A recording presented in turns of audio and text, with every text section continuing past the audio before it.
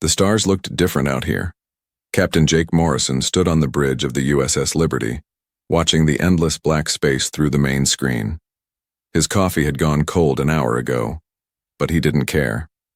3 months into their patrol of the outer colonies, and still nothing interesting had happened.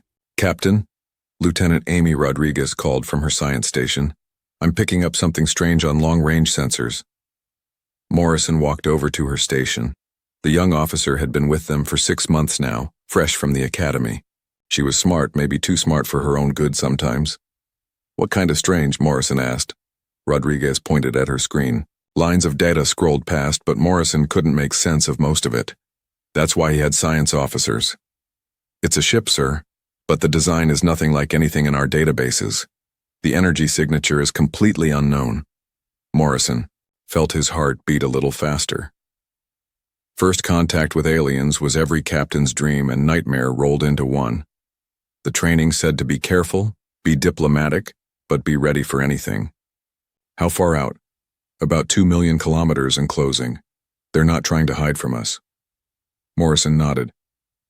"Bring us to yellow alert. Not red, not yet. Send word to Earth. Tell them we might have visitors." The bridge crew moved with quiet efficiency. These were good people, Morrison thought. They'd been together for 2 years now, and they worked like a machine. Chief Engineer Pete Collins would have the engines ready for anything. Weapons Officer Lisa Chen would have every gun checked and loaded just in case. That's what good crews did, sir, Rodriguez said. "They're hailing us." Morrison straightened his uniform. History was about to be made one way or another. Put them on screen. The main display flickered, then showed something Morrison had never seen before. The alien was tall and thin, with gray skin and large black eyes. It wore what looked like a military uniform, dark blue with silver markings. "I am Commander Veltar of the Zephyrian Empire," the alien said. Its voice was cold, almost bored. "You will identify yourselves and submit to standard first contact protocols." Morrison kept his face calm, but something about the way the alien spoke bothered him. It sounded like someone talking to a child or maybe a pet. "I am Captain Jake Morrison of the United Earth vessel Liberty. We welcome this contact between our peoples." Veltar made a sound that might have been laughter. United Earth? How quaint. Another single-world species. This should be simple enough. On his left, Morrison saw Rodriguez's eyebrows go up. The alien wasn't exactly being diplomatic. "We are prepared to follow established first contact procedures," Morrison said carefully. "Perhaps we could exchange basic information about our cultures." "Information exchange will come later," Veltar replied. "First, we must assess your technological development and military capabilities. This is standard procedure for all primitive species." Primitive. There was that tone again.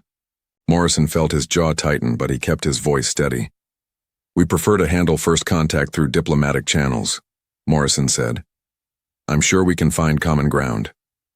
Behind Veltar, Morrison could see another alien. This one looked nervous, constantly checking displays and whispering to others. The nervous one seemed to be trying to get Veltar's attention, but the commander ignored him. "Your preferences are irrelevant," Veltar said. "We will now conduct a full scan of your vessel. Do not attempt to interfere or we will consider it an act of aggression." Morrison felt the temperature on the bridge drop a few degrees. His crew was getting tense. Lisa Chen's hand moved closer to her weapons console. Pete Collins was already checking the ship's defensive systems through his engineering panel. "I must protest," Morrison said. "Scanning our ship without permission violates standard diplomatic protocols." Veltar waved a hand dismissively. "Primitive species have no standing to invoke diplomatic protocols. The scan will commence now." The KG alien turned to someone off-screen and gave orders in his own language. Morrison could see displays lighting up behind him. "Captain," Rodriguez whispered, "they're hitting us with some kind of deep penetration scan. It's going right through our hull." Morrison nodded slightly. "Let them look," he said quietly. "But monitor everything they do. I want to know exactly what they're seeing." Rodriguez's fingers flew across her console. "I'm recording all their scan frequencies and techniques. This is actually pretty advanced technology, sir." more advanced than ours in some ways. Are they getting through our security systems? They're trying, but our firewalls are holding. They can see our basic layout and power signatures, but not our classified systems. Morrison watched Veltar's face on the screen. The alien was smiling now, a cold expression that didn't reach his eyes. Whatever he was seeing in the scan results seemed to please him. Behind Veltar, the nervous alien was looking more worried by the minute. He kept pointing at displays and trying to speak, but Veltar kept brushing him off. "Your vessel is most interesting," Veltar said finally. "Crude construction, primitive weapons, minimal shielding. Exactly what we expected from a single world. Species." Morrison said nothing. Years of command had taught him when to keep his mouth shut. "However," Veltar continued, "your ship is also quite large for such primitive technology. Perhaps you compensate for quality with quantity. How typical." Rodriguez caught Morrison's eye and made a small gesture. She wanted to tell him something, but not while the aliens were watching. "We believe in building things to last," Morrison said simply. "Indeed. Well, this has been educational. We will be in contact soon regarding your species' integration into the Empire. Until then, do not leave this system." The screen went dark. Veltar had cut the connection without waiting for a response. Morrison stood quietly for a moment, thinking. Then he turned to his crew. "All right, people. What did we just learn?" Rodriguez spoke first. "Sir, they're definitely more advanced than us in some areas. Their scanning technology is incredible. But what? But I don't think they understood what they were looking at. They saw our outer hull and basic systems, but they completely missed our real capabilities." "Explain." "They were scanning for threat assessment, but they used parameters designed for typical spacefaring civilizations. Peaceful explorers, science vessels, maybe light patrol ships. They have no idea what a battleship actually is." Morrison felt a smile tug at the corner of his mouth. "They think we're primitive." "Yes, sir. And they're about to make a very big mistake." Sub-Commander Crixtel stared at the data streaming across his console. Something was wrong, very wrong. The scan of the human vessel was complete, but the results made no sense at all. "Commander Veltar," he called out, his voice tight with worry. "You need to see this." Veltar was still smiling from his conversation with the primitive humans. "What is it, Crixtel? More evidence of their crude technology?" "Sir, the scan results are unusual. The human ship's armor plating is 12 meters thick." Veltar shrugged. "Typical compensation for inferior materials." "What else?" Crixtel's hands shook slightly as he pulled up more data. "The armor isn't just thick, sir, it's layered. Titanium steel composite, ceramic matrix, some kind of crystalline structure I don't recognize, and then..." He paused, checking his readings. "Again, then something that shouldn't exist." "Explain." "The inner layer shows properties of both metal and energy. It's like they've somehow made solid force fields. Our databases have no record of any species achieving this." Veltar walked over to Crixtel's station, his smile fading. "Your equipment is malfunctioning." "I ran the scan 3 times, sir. The results are consistent." Crixtel brought up another display. "And that's not the worst part." The energy readings from the human ship filled the screen. Veltar's face went pale as he read the numbers. "This can't be right," Veltar whispered. "They're showing power generation levels equivalent to a small star." "Yes, sir. But here's what's really terrifying. They're only using a tiny fraction of it. Maybe 2% of their total capacity." Aboard the Liberty, Chief Engineer Pete Collins was having his own conversation with Captain Morrison. The older man had been building and fixing starships for 30 years, and he'd never seen technology like what the aliens were using. "Their scanning beam is incredible, Captain," Collins said over the intercom. "It's reading our systems down to the molecular level. I've never seen anything like it." Morrison was in his ready room, reviewing the data Lieutenant Rodriguez had collected. "What are they seeing, Pete?" "Well, that's the interesting part. They're getting surface readings just fine. Hull composition, basic power signatures, general layout. But our real systems, Collins chuckled. They have no idea what they're looking at. How so? Their scanners are designed to analyze civilian vessels, sir. Science ships, cargo haulers, maybe light patrol craft. They're looking for engines, life support, communications. Standard stuff. Morrison leaned back in his chair. But we're not a standard ship. No, sir, we're not. The Liberty was built for war. Everything about her is designed to fight and survive. Our engines aren't just propulsion. They're weapons.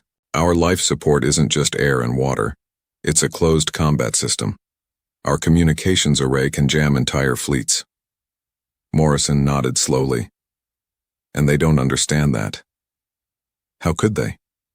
According to Rodriguez's analysis of their technology, these aliens achieved spaceflight while their species was at peace. They've never built a ship expecting to fight for their lives. Back on the Zephyrian vessel, Krixtal was discovering more disturbing information. The weapons analysis was the worst part. "Commander," he said, his voice barely above a whisper, "the human ship's weapon systems, yes, primitive kinetic weapons and basic energy projectors," Veltal said impatiently. "We've seen it all before." "No, sir. The kinetic weapons fire projectiles at 30% of light speed. The energy projectors are fusion plasma hybrids, generating temperatures of 50 million degrees. Veltar stared at him. "That's impossible. No species develops weapons that powerful. Sir, I think we need to reconsider our approach to these humans." "Nonsense. The scan clearly shows they're operating at minimal capacity. Obviously their systems are failing." Krixtal pulled up another display. "Sir, what if they're not failing? What if minimal capacity is their normal operating state?" Before Veltar could respond, another officer called out from across the bridge. "Commander, we're receiving new data from the Galactic database. Search results for Earth and humans." "Put it on the main screen," Veltar ordered. "Information." Began scrolling across the display. What they read made the bridge fall silent. Earth, third planet from a yellow star. Species achieved spaceflight while engaged in global warfare. Historical records show continuous military conflict for over 5,000 years. First interstellar vessels launched during active planetary war. "Active planetary war?" Krixtal repeated slowly. "They built starships while fighting wars on their home planet?" More data appeared. Human military history, weapons development, ship construction philosophy. All human vessels designed for combat scenarios. No distinction between military and civilian craft. All ships built to survive hostile environments and enemy action. "This is impossible," Veltar said, but his voice lacked conviction. "No species achieves peaceful spaceflight while at war." "Sir," Krixtal said quietly, "what if they never achieved peaceful spaceflight? What if they just brought their wars to space?" The bridge was completely silent now. Every Zephyrian officer was staring at the data, trying to understand what they were seeing. "Look at this," another officer called out. Their ship classification system. Human vessel types appeared on screen. Destroyer, cruiser, battleship, dreadnought. Every single category was military. "Where are their science vessels?" someone asked. "Their exploration ships? Their cargo haulers?" "They don't have any," Krixtal realized. "Every human ship is built for war." Veltar was quiet for a long moment. Then he straightened up and tried to regain his composure. "It doesn't matter," he said, but his voice shook slightly. "They're still primitive. Our weapons are more advanced." "Sir," Krixtal said carefully, "what if our weapons only seem more advanced because we've never needed to build anything stronger? What if humans built their ships to survive threats we can't even imagine?" On the Liberty, Rodriguez was finishing her analysis of the alien scanning techniques. She found Captain Morrison on the bridge looking thoughtful. "Captain, I've got the full breakdown of their technology," she said. "It's impressive, but there's something you should know." "What's that, Lieutenant?" "They're not warriors, sir. Everything about their technology screams peaceful exploration. Advanced sensors, efficient engines, sophisticated computers. But no real weapons, no serious armor, no combat systems." Morrison looked at the alien ship on his screen. It was sleek and beautiful. like a work of art floating in space. They've never had to fight for anything, he realized. No, sir. And I don't think they understand that we have. Commander Veltar paced back and forth on his bridge. The scan data made him uncomfortable, but he refused to believe what his officers were telling him. Primitive species didn't build ships like this. It was impossible. Sir, Krixtal said for the 10th time, I really think we should reconsider our approach. The humans are not what they appear to be. Enough, Veltar snapped. I have conquered 17 species in my career. I know primitive technology when I see it. These humans are just better at building crude ships than most. But sir, the energy readings are meaningless without context. Large ships have large power plants. It's simple logic. Veltar stopped pacing and turned to his weapons officer. Prepare a demonstration charge. Sir? The officer asked, confused. Warning shot. Something to show these humans the power of the Zephyrian Empire. Maybe then they'll show proper respect. Krixtal stepped forward, his voice urgent. Commander, that would be an act of war. We haven't even finished first contact procedures. It's not war. It's education, Veltar replied coldly. These primitives need to understand their place in the galaxy. A small demonstration of our superior technology will save time. What level of charge, sir? The weapons officer asked hesitantly. Veltar thought for a moment. Standard intimidation level, enough to overload their shields and cause some hull damage. Nothing fatal, but enough to make a point. Krixtal felt sick. A standard intimidation blast would destroy most ships in the galaxy. Only heavy military vessels could survive it, and even then just barely. Sir, please reconsider. Their ship is much larger than normal. Maybe we should use a lower setting. Absolutely not. If their ship is larger, they might think they're stronger. We need to show them they're wrong. On the Liberty, the crew was going about their normal duties. Captain Morrison was reviewing patrol reports when Lieutenant Rodriguez called out from her station. Captain, the alien ship is powering up weapons. Morrison looked up calmly. What kind of weapons? Some sort of directed energy system. The power buildup is significant, but... She paused, checking her readings again. Sir, I think they're preparing to fire at us. The bridge went quiet. Weapons Officer Lisa Chen looked up from her console. Should I ready our defenses, Captain? Morrison considered for a moment.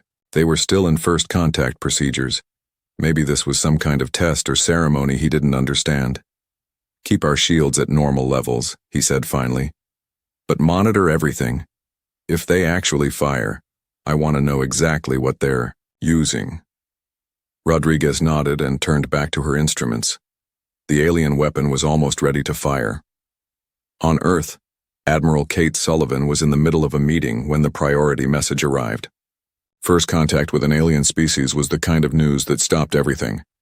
Get me a direct line to Captain Morrison, she ordered, and patch me into their sensor feeds. I want to see everything. Her aide nodded and began making connections. Within minutes, Sullivan could see the tactical display from the Liberty. Two ships facing each other in deep space, one clearly preparing to fire. This is Admiral Sullivan, she said over the comm. Captain Morrison, what's your status? We have first contact with an alien species calling themselves Zephyrians, Morrison replied. They've been scanning our ship and making threatening statements. Now they appear to be targeting us with weapons. Are you in immediate danger? Morrison looked at his tactical display. The alien weapon was powerful, but nothing compared to what the Liberty was built to handle. Negative, Admiral. Their weapon appears to be some kind of energy beam. Our shields can handle it easily. Back on the Zephyrian ship, Veltar was ready to make his point. Fire, he commanded. The weapon discharged, sending a brilliant beam of energy across space toward the Liberty. It was enough power to level a city, focused into a beam no wider than a meter. On the Liberty, alarms chimed softly as the ship's automated systems detected the incoming energy. Impact in 3 seconds, Rodriguez announced calmly. The beam struck the Liberty's shields. For a moment, space lit up with brilliant colors as the energy dispersed harmlessly across the defensive barrier. Morrison watched the display with interest. Damage report? Tactical Officer Ryan Murphy checked his instruments. No damage, sir. The blast was absorbed by our forward shields. Total power drain was 0.003%. Did we even feel it? No, sir. The ship's computer classified it as space debris and ignored it. Morrison turned to his communications officer.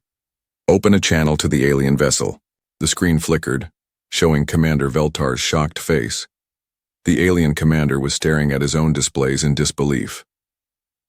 Commander Veltar, Morrison said politely, are you experiencing technical difficulties with your equipment? We detected some kind of energy discharge from your ship. Veltar's mouth opened and closed several times before he could speak. Technical difficulties? Yes. We're prepared to offer assistance if your weapon systems are malfunctioning. That energy beam seemed quite weak for a ship of your size. Behind Veltar, Krixtal was staring at his own instruments in horror.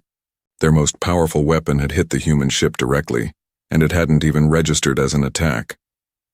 That was our standard intimidation charge, Veltar said weakly. Morrison looked confused. Intimidation? I'm sorry, I don't understand. Was that supposed to be threatening? Veltar felt something cold settle in his stomach. On his tactical display, the human ship showed no signs of damage, no power fluctuations, no defensive preparations. It was as if nothing had happened at all. Sir, his weapons officer called out nervously. The human ship isn't even at combat. Alert. Their weapons are still powered down. Veltar looked at the display. It was true. The human vessel showed no signs of concern whatsoever. Increase power to maximum, Veltar ordered desperately. Full assault charge. Sir, Krixtal interrupted, if our standard charge did nothing, what makes you think, do it? The weapons officer began charging their most powerful weapon. It would take several minutes to reach full power, but when it fired, the beam would be 10 times stronger than before. On the Liberty, Rodriguez detected the new energy buildup. Captain, they're charging weapons again. Much higher power this time. Morrison sighed. These aliens were either very stupid or very desperate. Probably both. Still nothing our shields can't handle? Not even close, sir. This charge might actually register as a minor impact instead of debris. Chief Engineer Pete Collins spoke up from his station. Captain, maybe we should consider the possibility that they're actually trying to hurt us. Morrison looked at the alien ship on his screen. It was beautiful and advanced, but compared to the Liberty, it was like a butterfly trying to fight a tank. I think you're right, Pete. They just don't understand what they're dealing with. Admiral Sullivan's voice came over the comm from Earth. Captain, are you sure you can handle this situation? Morrison looked around his bridge at his calm, professional crew. Nobody seemed worried, nobody was even excited. Yes, ma'am. These aliens appear to have made some serious miscalculations about human capabilities. I think they're about to learn something important. On the Zephyrian ship, the maximum charge was almost ready. Veltar stood at his command chair, hands shaking slightly. Fire when ready, he whispered. The second beam lanced out toward the Liberty, 10 times more powerful than the first. It carried enough energy to crack a moon, and once again the human ship absorbed it without any sign of concern. This time Morrison didn't even bother asking about damage reports. He simply opened the communication channel again. Commander Veltar, he said gently. I think we need to talk. Commander Veltar stared at the human ship in complete terror. 2 of his most powerful weapons had hit it directly, and the vessel showed no damage at all. Worse, the humans seemed genuinely confused about why he was shooting at them. Sir, his weapons officer said quietly, that was everything we have. Our weapons are completely drained. Veltar felt panic rising in his chest. For the first time in his career, he had encountered something he couldn't intimidate or destroy. Sir, Krixtal said urgently, we need to withdraw immediately. These humans are far more dangerous than we thought. No, Veltar whispered. This is impossible. No primitive species can build ships like this. On the Liberty's bridge, Captain Morrison was losing his patience. The aliens had fired on his ship twice, and diplomacy wasn't working. Captain, Lieutenant Rodriguez said, I'm detecting massive power fluctuations on their ship. I think they're preparing to fire again. Morrison had enough. He'd tried to be diplomatic, but these aliens seemed determined to start a fight. Commander Steve Parker, Morrison called to his executive officer. What's your assessment of the situation? Parker looked at the tactical display. Sir, they've fired on us twice without provocation. By any military standard, this is an act of war. Morrison nodded slowly. He'd hoped to avoid this, but the aliens had made their choice. All hands, this is the captain, Morrison announced, over the ship's intercom. We are now in a hostile first contact situation. Bring us to combat readiness. The word sent a chill through every human on the ship. They had all trained for this moment, but none of them had expected it to happen. During first contact, deep in the ship's engine room, Chief Engineer Pete Collins felt the Liberty come alive around him. Systems that had been running on minimal power for months suddenly surged to full capacity. All right, girl, Collins whispered to his ship. Time to show them what you're really made of. The transformation was incredible. What had looked like a simple patrol vessel began revealing its true nature. Hidden weapon ports opened across the Liberty's hull like flowers blooming in spring. Shield generators that had been running at 2% capacity jumped to full power, creating a visible distortion around the ship. The engine output increased by massive amounts. Space around the Liberty began to glow with excess energy as the fusion reactors reached their full potential. On the Zephyrian ship, every alarm was screaming at once. What's happening? Veltar shouted over the noise. Krikstal was staring at his instruments in horror. The human ship is transforming. Power output has increased by 5,000%. I'm reading weapon signatures everywhere. That's impossible. Sir, they have over 200 weapon systems coming online. Energy cannons, missile launchers, kinetic weapons, things I don't even recognize. Veltar watched the main screen as the human vessel changed before his eyes. What had seemed like a bulky primitive ship was now clearly revealed as something built for war. The hull was covered with weapons. Energy crackled between antenna arrays that could jam every communication system in the sector. Sir, another officer called out. Their shields are now showing power levels equivalent to a planetary defense grid. Dr. Helen Brooks, the Liberty's historian, was on the bridge watching the alien ship's reaction.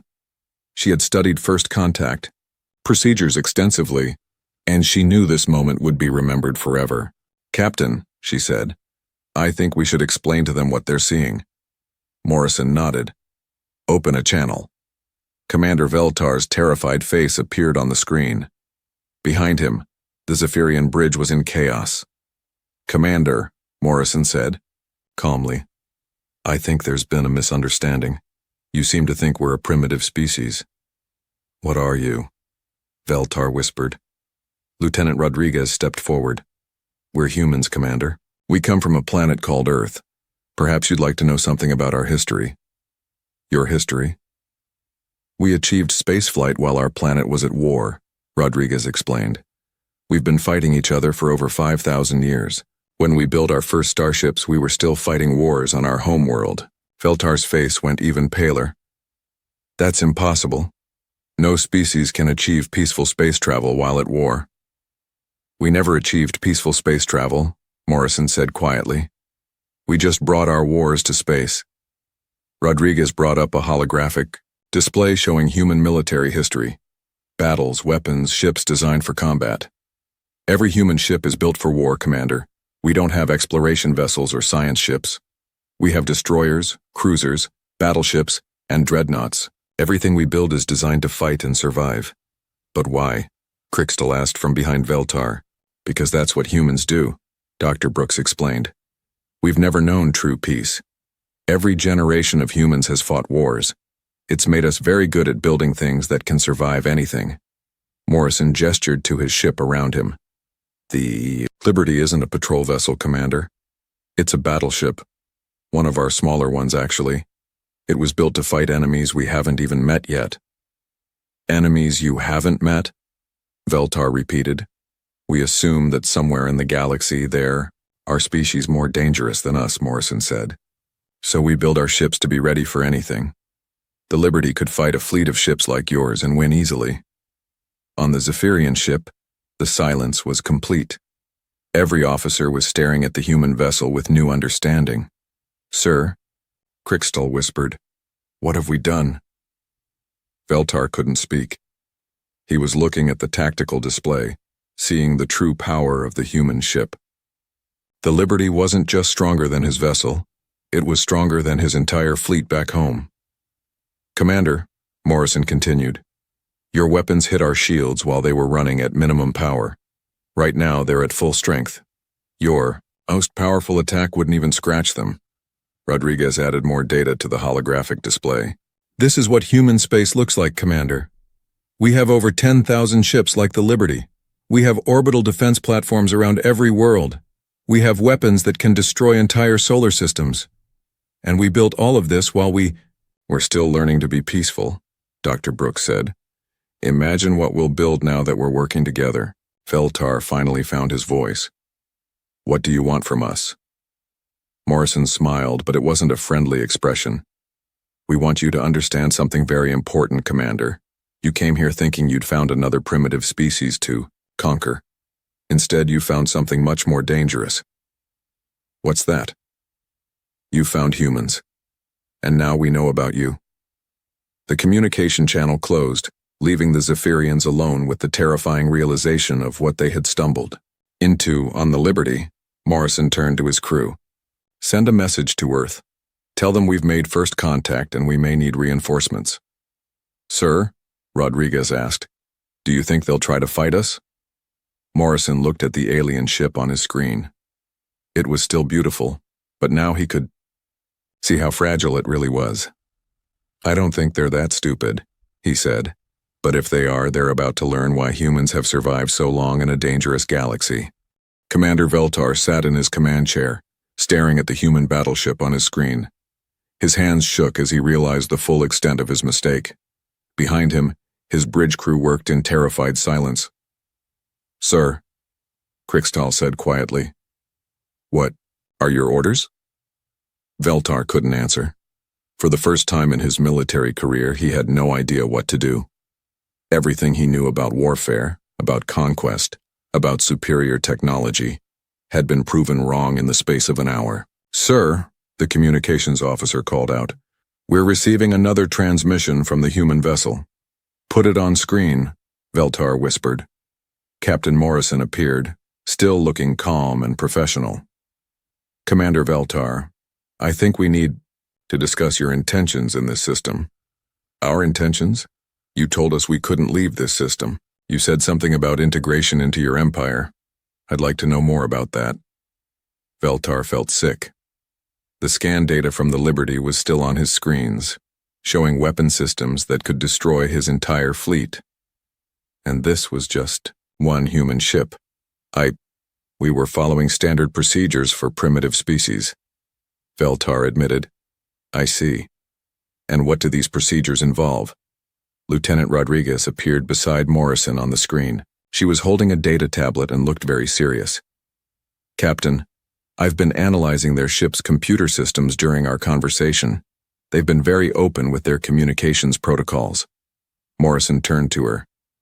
What did you find? Their mission records, sir. This ship has visited 47 different star systems in the past 5 years. They've contacted 23 different species. And? Rodriguez's expression was cold. 18 of those species are now listed as client states of the Zephyrian Empire. 3 more are marked as resource extraction zones. The remaining 2 are classified as eliminated threats.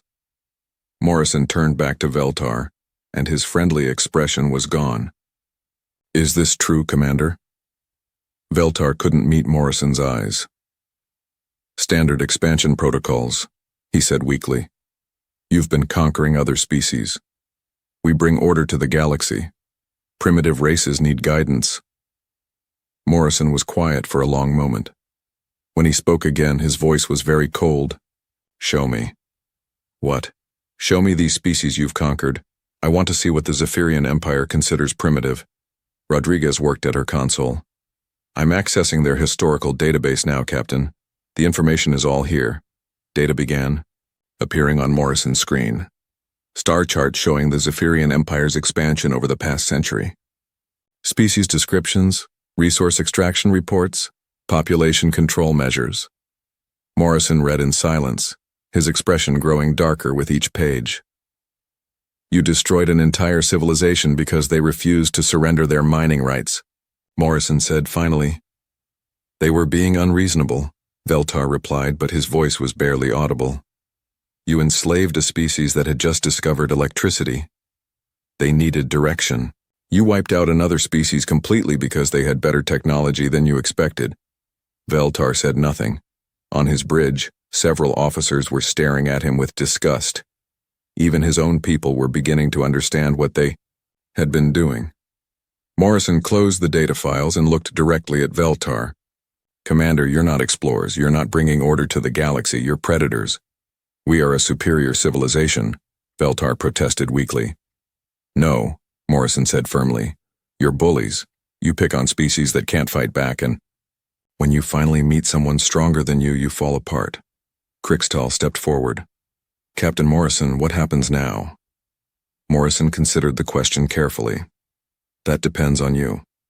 The way I see it, you have two choices. Which are? First choice, you go home and tell your empire that humans are too dangerous to attack. You leave us alone and we'll leave you alone. And the second choice? Morrison's smile was not pleasant. You don't go home, and we visit your empire instead. Veltar felt terror grip his heart. The idea of human battleships appearing in Zephyrian space was too horrible to consider. What do you want? Veltar asked. I want you to stop conquering innocent species, Morrison said. I want you to free the ones you've already enslaved. And I want you to understand that the galaxy just became a much more dangerous place for bullies. Before Veltar could respond, alarms began sounding on both ships. Long-range sensors were detecting new contacts approaching fast. Captain, Rodriguez announced, I'm reading multiple human vessels dropping out of hyperspace. It's Admiral Kate Sullivan with the 4th Fleet. Morrison smiled. Perfect timing. On the main screen, 5 more human ships appeared. They were larger than the Liberty, and they moved with the coordinated precision of a military formation. Captain Danny Foster's face appeared on a secondary screen. Jake, we got your message about first contact. Thought you might want some backup. Thanks, Danny. Just having a conversation with the Zephyrian Empire about their expansion policies. Foster looked at the alien ship and raised an eyebrow. They giving you trouble? Nothing I can't handle, but I think they're starting to understand their situation. Admiral Sullivan's voice came over the communication system. Captain Morrison, what's the status? We have a Zephyrian commander who's been conquering primitive species for his empire, Admiral. I've been explaining why that's going to stop. I see. And how are the negotiations going? Morrison looked at Veltar's terrified face. I think the commander is ready to be reasonable. Veltar stared at the human fleet on his screen. 6 battleships, each one more powerful than anything in Zephyrian space. And according to the humans, this was just a small patrol force. What do you want us to do? Veltar asked, his voice broken. Ambassador Carol Wright appeared on screen next to Morrison. She was an older woman with kind eyes, but her voice was firm. The United Earth government is prepared to offer the Zephyrian Empire a treaty, she said. You will immediately cease all military expansion. You will free all enslaved species. You will submit to human oversight of your military activities. And in return, we'll help you defend yourselves against actual threats. We'll share defensive technologies. And we won't turn your empire into our next client state. Krixtal looked at Veltar, then stepped forward. Commander, I'm relieving you of duty under emergency protocols. Veltar didn't protest. He was staring at his hands, broken by the realization of what he had led his people into. Krixtal turned to the screen. Ambassador Wright, I am Sub-Commander Krixtal, now in temporary command. The Zephyrian Empire accepts your terms. Morrison nodded approvingly. Smart choice. May I ask a question, Captain? Of course. Your ships, your weapons, your technology. What were you preparing for? What made you build such powerful vessels? Morrison exchanged glances with Admiral Sullivan, then looked back at Krixtal. We weren't preparing for any specific threat, Commander. We were preparing for everything. Humans learned long ago that the galaxy is a dangerous place, and the only way to survive is to be ready for anything. Even other humans? Especially other humans, Morrison replied. We spent thousands of years fighting each other. It made us very good at building things that can survive anything. Krixtal nodded slowly. And now? Now we're working together. Imagine what we can accomplish. When we're not trying to kill each other, the thought sent a chill through every Zephyrian on the bridge. Humans had built all this while fighting among themselves. What would they build now that they were united? Morrison's expression softened slightly. Commander Krixtal, your people aren't evil. You just made the mistake of thinking strength meant you could take whatever you wanted. Now you know better. Yes, sir, we do. Good. Because the galaxy just got a lot more interesting, and we're all going to need to work together. As the human fleet moved into formation around the Zephyrian vessel, Krixtal realized that his empire's days of easy conquest were over. The humans had arrived, and everything was about to change.